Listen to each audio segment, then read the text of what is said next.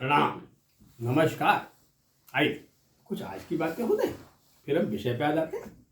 आज की बातें क्या है? अरे भाई, आज 20 दिसंबर है और अमावस्या है। पौष महीने का कृष्ण पक्ष अमावस्या। पर अमावस्या थोड़ी देर के लिए है। कितनी देर है भाई? 7:13 तक। फिर तो पता लग गया। उसके पश्चात प्रतिपदा शनिवार का दिन है। आई बात, मूल नक्षत्र है। आज दिन भर मूली है, रात्रि में 1:22 तक है। गंड योग है, उसके बाद 4:17 तक। फिर लग गया कौन सा योग लग गया? वृद्धि नाम का योग। हाय, वैसे अमावस्या शनिवार दिन ठीक है, पर मूल नक्षत्र है। मूल, सूर्य मूल में, अमावस्या मूल में, शुक्र आज मूल में। ये मूल आ गया। मंगल मूल में, सब 9 नंबर मूल में है। मूल है क्या? मूल को जान लिया जाए, रूट है, जड़ है। और जड़ का प्रारंभ संपूर्ण जीवन में होता है। जड़ कितनी मजबूत है, इसका बहुत रोल होता है। तो कहीं जड़ कमजोर हो गया, कहीं बच्चा माँ के पेट से बीमार पैदा हो गया, उसकी जड़ें मजबूत नहीं थी, उसका जीवन बड़ा सफरिंग कहा जाए। हम सभी लोग मनुष्य हैं। मनुष्यता, मानवता जीवन का पहला पार्ट है, पहला लेशन है। पर हम बड़े संकीर्ण होते जा रहे हैं, बड़े नैरो माइंड होते जा रहे हैं। हमारी उदारता, हमारा बड़प्पन कम होता जा रहा है। धर्मों जातियों में बढ़ते जा रहे हैं। कोई कहता मैं फला धर्म का हूं, मैं फला धर्म का हूं। फिर जातियों की बात आ जाएगी, फिर उपजातियों की बात आ जाएगी। ऐसे तमाम सारी शाखाओं में हम बढ़ते जाएंगे। और ये बंटवारा हमको बड़ा कमजोर करता है। जैसे परिवारों का बंटवारा, परिवार बढ़ते गए, फैमिली न्यूक्लियर होती गई। पर आज का जो समाज है, आज का जो सामाजिक परिवेश है, बड़ा करुणामय है। अखबार के पन्नों पर होने वाली घटनाओं का, टीवी के चैनलों पर या सोशल मीडिया पर ऐसी घटनाएं सुनने को मिलती है कि मन बड़ा विदीर्ण हो जाता है। कहीं मालूम है कि किसी बच्चे ने माता पिता की हत्या कर दिया, कहीं पति पत्नी ने हत्या कर दिया, पत्नी ने पति की हत्या कर दिया, कहीं पिता ने आक्रोश में आकर अपने बच्चों की हत्या कर दिया। ये तमाम ऐसी चीजें हैं मित्रों, जो बड़ा कारुण्यमय है। पहले मनुष्य बनना सीख लेना। जीवन का पहला अलंकरण होता है मनुष्य बनना। और अगर ये मनुष्यता नहीं आई ना, हम उन पशुओं के समान ही तो हैं। लिखा गया ना, क्या लिखा गया? एसाम न विद्या न तपो न दानम ज्ञानम न शीलम गुणो न धर्म। एसाम न विद्या तपो न दानम ज्ञानम न शीलम गुणो न धर्मे। ते मृत्युलोके भूयभार होता, ते मृत्युलोके भूयभार होता मनुष्य रूपिणी मृगास चलती। जहां विद्या नहीं, एसाम न विद्या, इनके पास विद्या नहीं, विद्या में ज्ञान, तपो न दानम, तप मैंने साधना। मनुष्य होना एक तप है। इंसानियत होना एक बहुत बड़ी तपस्या है। वो तप है। तप मैंने सिर्फ तपना ही नहीं होता, कर्तव्य निष्ठा चलना तप है। ये तप राम के पास था। राम आइडियल थे, राम उदार थे, राम पुरुषोत्तम थे। वो 14 वर्ष वनवास तभी तो था, पूरा जीवन उनका तप था, तभी तो राम इतने आदर्श हो गए। गौतम बुद्ध के पास ये सामने विद्या तपो न दानम गुणो न धर्म। गुणहीन होता है, गुण माने रश्मि होता है, रश्मिहीन होता है या गुणहीन होता है। अगर गुण हो और रस प्रधान न हो तो उसका कोई वैल्यू नहीं। ये सामने विद्या तपो न जानम ज्ञानम न शीलम। विद्या हो पर विद्या का प्रकाश न हो, विवेक न हो, एप्लीकेशन हो, वो ज्ञान है। ज्ञानम न शीलम। हाँ, मानवता का बड़ा उत्कृष्ट स्वरूप है शीलता। शील हो, विनम्र भाव में, या बोलने के पहले इस बात का बोध होना कि बात बोलनी चाहिए नहीं बोलनी चाहिए और कैसे बोलनी चाहिए। और धर्मनिष्ठ होना, मानव धर्म का पहचानना। धर्म नहीं है क्या बहुत पूजा पाठ करते उस धर्म के दिया जाए। वो बड़ा नमाज अदा करते हैं, बड़े अच्छे धार्मिक हो गए भाई। अरे नहीं, रोज उचर जाते हैं। अरे नहीं भाई, कैसी बातें कर रहे हो। मनुष्य होने का धर्म, मनुष्य होने का बोध, मनुष्य की पहचान। और मानवीय धर्म क्या है? उस माटी में पैदा हुए, इसने कहा बस वही कुटुंबकम, वहाँ न धर्म आया न जाति, कुछ नहीं आया, पूरी बसता मेरा कुटुंब है। खैर विषयांतर हो रहा है। आइए, खैर इधर जो परिवर्तन हो रहा है ना, शुक्र का परिवर्तन, ये बड़ा ध्यान देने योग्य है। जब विग्रह 9 में इकट्ठे होता है ना, तो ये बड़ा ही अचानक सनसनीखेज वाला होता है। अचानक किसी घटना हो जाना, कोई धार्मिक उन्माद हो जाना, कभी बांग्लादेश में हुआ है, धर्म में बंटवारा होना, वो हिंदू, वो मुसलमान, वो सिख, वो ईसाई, जातियों में लड़ाइयाँ हो जाना, या मनुष्य का सेल्फ सेंटर्ड हो जाना, आत्म केंद्रित हो जाना, वहाँ उदारता मर्यादा नष्ट हो जाती है। खैर, तो बड़ा ध्यान देना है। ये 20 तारीख से लेके एंड ऑफ दिसंबर तक, पूरा समय तो ये आधे जनवरी तक है, तो दिसंबर का बहुत सेंसिटिव है, 20 तारीख से लेके एंड ऑफ। आइए, अब हम जहाँ जिस विषय पर वार्ता करना, हमसे वार्ता करना, एक विषय मेरे दिमाग में बहुत देर चल रहा है, क्योंकि उस व्यक्तित्व के मैं बहुत करीब था, और हमने बड़ा ठीक से उस व्यक्तित्व को पहचाना। आई बात, नाम व्यक्तित्व का, खैर नाम है मिस्टर सुब्रत राय साहब, लेट मिस्टर सुब्रत राय साहब तो है नहीं, पर एक बड़ा उम्दा व्यक्तित्व, एक बड़ा सुपर पर्सनालिटी। मैंने कहा विकास व्यक्ति का नहीं, विकास हमेशा व्यक्तित्व का होता है। अगर व्यक्तित्व अलंकृत नहीं है तो उसका विकास नहीं होगा ना। इस व्यक्तित्व में क्या अलंकरण थे, क्या खासियत है, आइए हम इस पर चर्चा करते हैं। और इतना उठा पड़े जीवन में इतने परिवर्तन कैसे। कभी जो सबके लिए बड़ा प्रिय था, बड़ा सम्मानित था, देश विदेश के दूर दूर लोग बुलावे पे आते थे, उनके आमंत्रण को स्वीकार करते थे, मेजबानी होती थी, तो बिल क्लिंटन हो या बहुत बड़े बड़े तमाम दूसरे देश से, या खेल जगत के बड़े बड़े खिलाड़ी हो, हिंदुस्तान के राजनीति के बड़े बड़े राजनेता हो, उसमें के प्रधानमंत्री हो, उसमें के गृह मंत्री हो, कई प्रांतों के राज्यपाल, कई प्रांतों के मुख्यमंत्री हो, ऐसा कोई फील्ड ही नहीं कहा जाएगा, हॉलीवुड हो, बॉलीवुड हो, ऐसे इंडस्ट्री, जो उस व्यक्तित्व से वाकिफ न हुआ हो या जो उससे इंटरेक्ट न हुआ हो। क्या वजह थी ग्रहों में, और इतनी गिरावट क्यों, फिर ऐसे व्यक्तित्व की इतनी निंदा क्यों, इतने आरोप क्यों। कुछ तो ज्योतिष का रहस्य है, कुछ तो कारण है मित्रों, यही जान लेना ही ज्योतिष की गहराई में जाने का तात्पर्य होता है। आइए हम इस पर बात करते हैं। जन्म है इनका 10 जून 1947, दिन मंगलवार है, समय है अपराह्न 3:35, अररिया बिहार का जन्म है। ये उत्तरायण का वृक राशि है।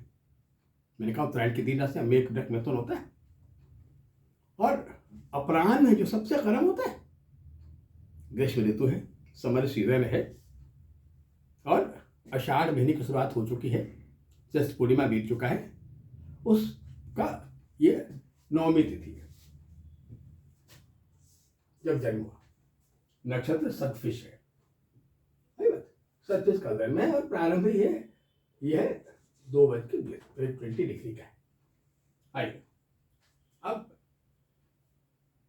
सतफिश के पहले चरण का जन्म। आइए इस पर्सनालिटी में जो इतनी क्वालिटीज वो कैसे आ गए। हम पहले मंगल को पकड़ते हैं, क्योंकि दिन मंगलवार है ना, तो जो दिन होता है ना वो उस कुंडली का पहला राजा वही होता है, पहला किंग वही होता है। खाइए मंगल 1 नंबर में अपने घर में है, ज्योतिष में रोचक नाम का योग पैदा करता है। इस मंगल से क्या क्या इंसान को मिलता है, कहा पंक्चुअलिटी, बड़ा डिसिप्लिन लाइफ, एक ऐसी पर्सनालिटी इसको पुलिस में इंटरेक्टिव कहा जाएगा। इसी गोरखपुर की धरती से अपने काम को चुनता है। पहले तो उन्होंने, उनकी जो डिग्री थी वो डिप्लोमा था, मैकेनिकल इंजीनियरिंग में डिप्लोमा था, इसी गवर्नमेंट पॉलिटेक्निक से। एनसीसी बड़े अच्छे कैंडिडेट थे, बड़े अच्छे कैडेट थे वो, उसमें जो लेफ्टिनेंट वगैरह होता है उस पर उन्होंने लीड किया था। खैर मंगल मेष में है ना, तो पंक्चुअलिटी बहुत अच्छी थी, बड़ा वार्मफुल नेचर था, यानी मिलने वाला व्यक्ति इन्फ्लुएंस प्रभावित होता था, और डिसिप्लिन, बड़ी अनुशासन बताता थी। आइए ये तो मंगल का गुण था, व्यक्तित्व का पहला आकर्षण मंगल। अब हम आगे बढ़ते हैं उस क्रम में, सेकंड पे आते हैं। सेकंड वाले पाते हैं कि भाई जो ग्रह है वो 1 नंबर, 2 नंबर, 3 नंबर, 4 क्रमशः पायदार है। इसे हम कहते हैं एकावली योग। एकावली योग 1 2 3 4। 1 का मालिक मंगल अपने घर में, 2 का मालिक बृहस्पति का मालिक शुक्र अपने घर में, 3 का मालिक बुध अपने घर में, 4 का मालिक नहीं लेकिन 4 में शनि उस घर में, और चंद्रमा और शनि में एक्सचेंज कॉम्बिनेशन। ये देखिए ना, जो चंद्रमा है वो इस घर से ठीक 8वें खाने में कुंभ में, एक कुंभ का शनि जो है वो 10वें खाने में कर्क में एक्सचेंज। ये बड़ा अच्छा योग भी होता है। ये कॉम्बिनेशन इंदिरा जी कुंडली में था, उनका लगन कर्क था, कर्क में शनि था और मकर में चंद्रमा आमने सामने था। ये कॉम्बिनेशन था। आइए, अब बृहस्पति लगन में तुला राशि का विशाखा। आइए, अगर हम इसके नवांश की बातें करें और बेहतर समझने के लिए मान लीजिए एक नवांश का तैयार किया, ये 10 नवांश। आइए हम इस चक्र की बातें करें।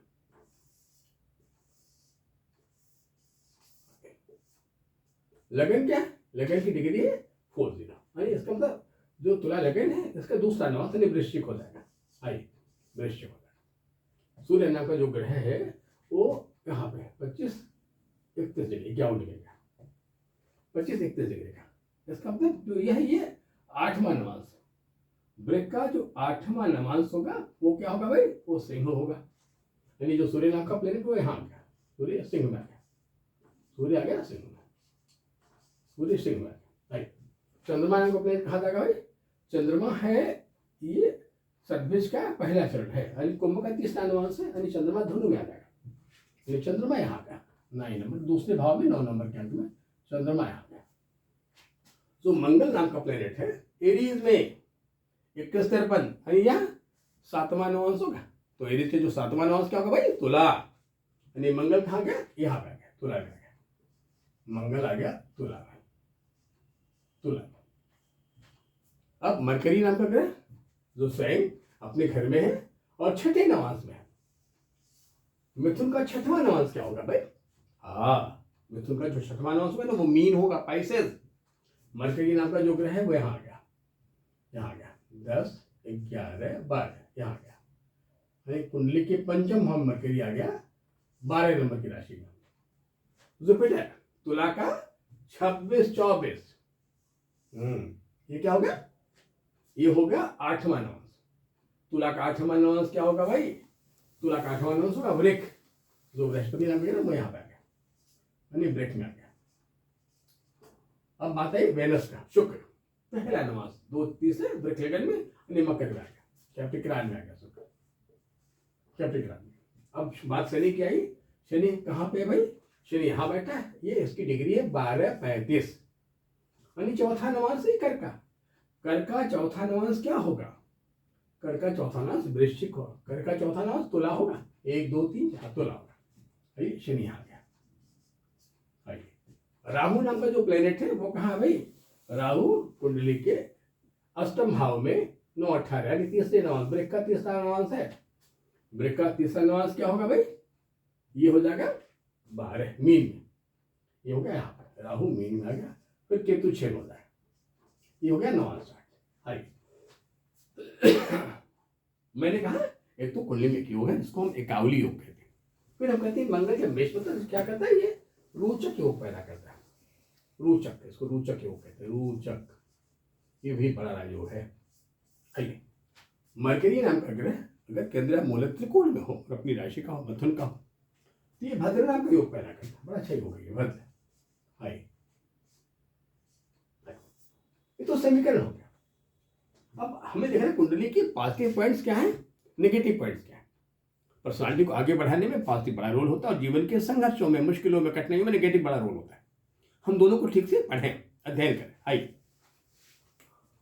पहला है कि कुंडली की जो ग्रह है वो एक कोने में, इस कोने में बड़ा ओवरलोड है, ये कोना ओवरलोड हो गया। क्या नाम इसका? इसका नाम है आग्नेय कोण, आग्नेय कोण, आग्नेय। इसे हम कहते हैं ऊर्जा का क्षेत्र, द मैन ऑफ वार्मथ। बड़ी ऊर्जा थी, बड़ी उष्मा थी, बड़ी उष्मा थी, पर उष्मा में, ऊर्जा में बेचैनी बहुत होती है और पेशेंस कम होता है। अतः आदमी को वर्कोहली कहा जाता है। लड़का काम करना बीमारी थी, बिना काम के रह नहीं सकते थे, ये आधा पार्ट जो खाली हो गया, वायु का क्षेत्र तो खाली हो गया भाई।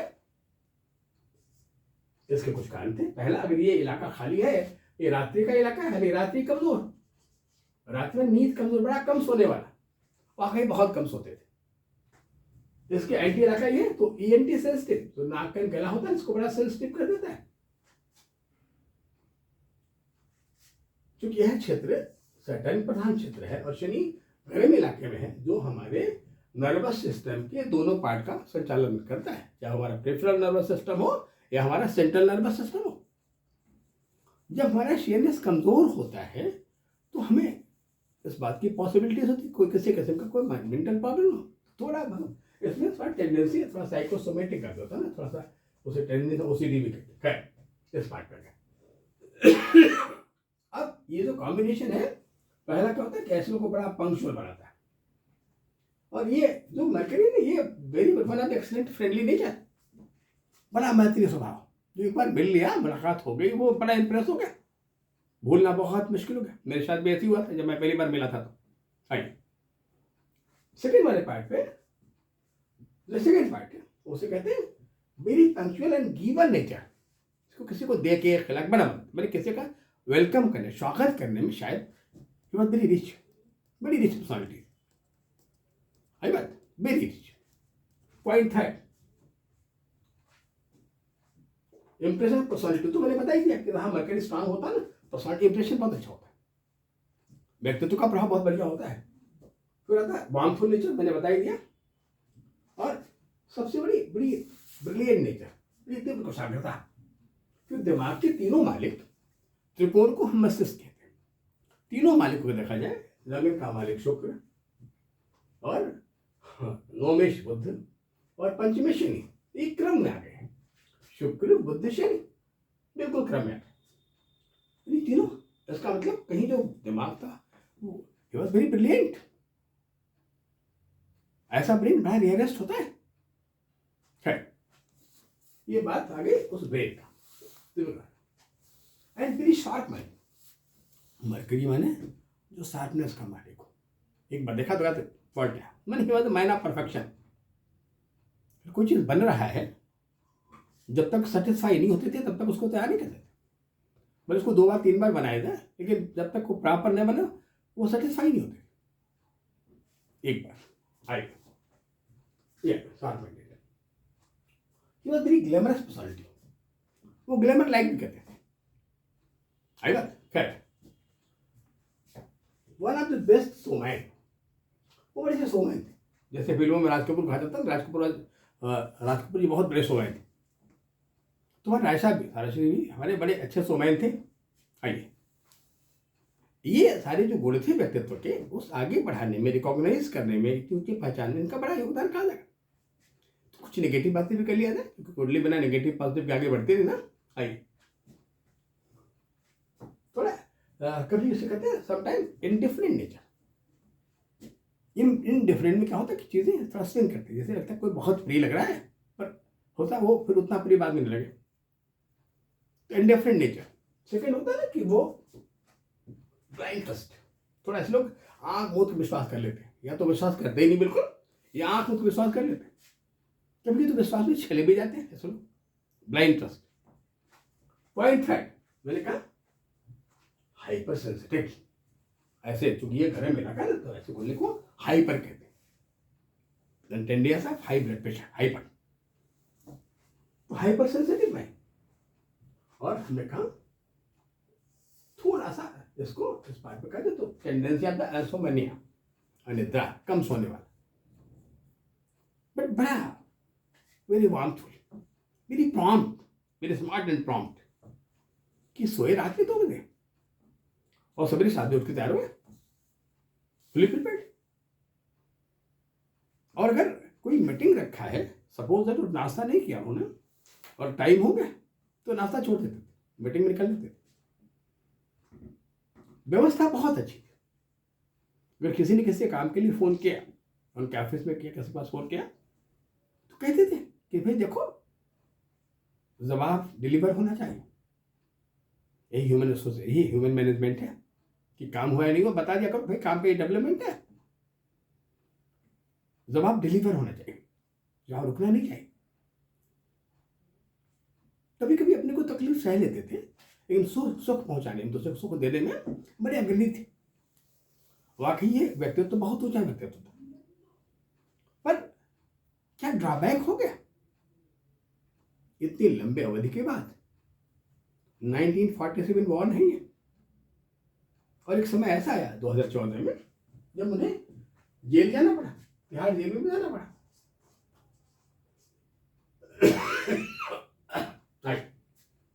अमूमन तो ऐसे कुंडलियों का जो ओरिजिन होता है माँ के गर्भ में वर्षा ऋतु में होता है, सितंबर, जब सिंह का सूर्य होता है ना, तब माँ के घर में आते हैं लोग। सही बात। अब वर्षा और गर्मी में बड़ा कंट्रास्ट है।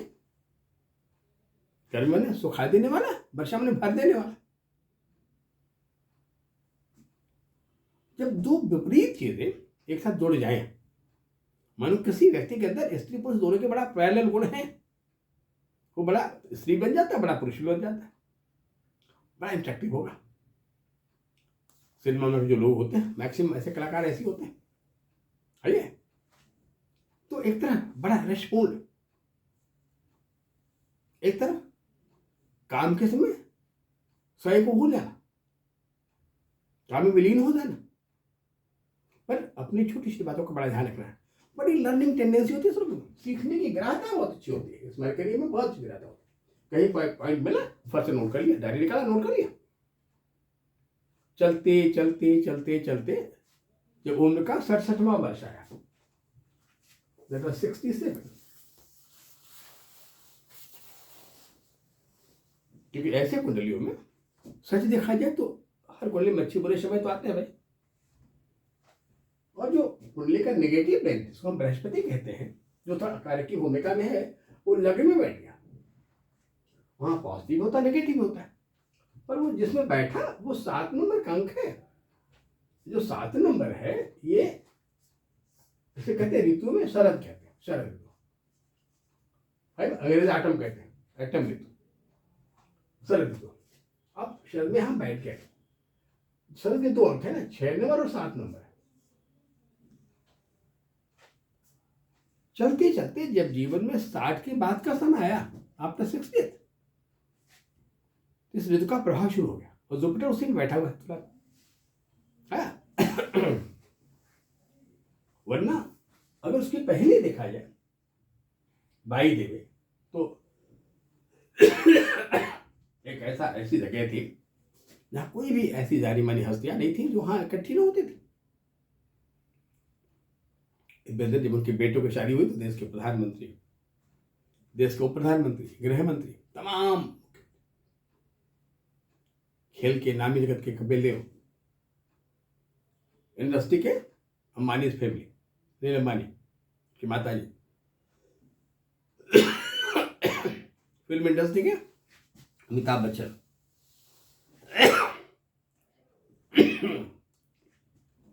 लंबा एपिसोड है और आगे चर्चाएं करेंगे। तब तक के लिए नमस्कार, प्रणाम।